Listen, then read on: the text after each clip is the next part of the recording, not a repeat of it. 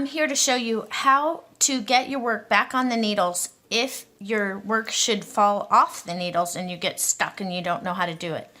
First thing I want to mention is that when we're knitting and we have our working yarn right here, you can always tell where your last stitch was because you look for the stitch that is attached to your working yarn. And this would have been my last stitch that I knit, okay? So here I am. My work has fallen off my needles. So what I like to do is I get a needle that is much smaller than the one that I'm working because it's easier for me to put them back on a smaller needle than trying to get it back on the same size. The next thing I like to do is I like to stabilize the stitches in the back with my index finger, in the front with my thumb.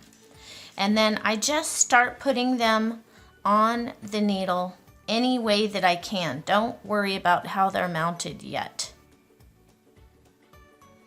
All right. So now they're back on. See how easy that was? That's all you have to do. Now let's take a look at these. Now I have my circular needle. I have my other needle. I'm going to grab that other needle now. Let's move one stitch over. If you look the actual stitches, it looks kind of like a horseshoe. See that? It looks like a horseshoe. You always grab the right hand leg.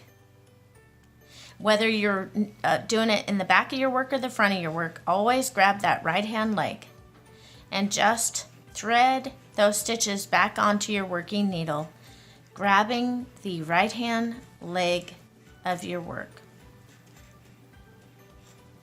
Each stitch, grab the right hand leg.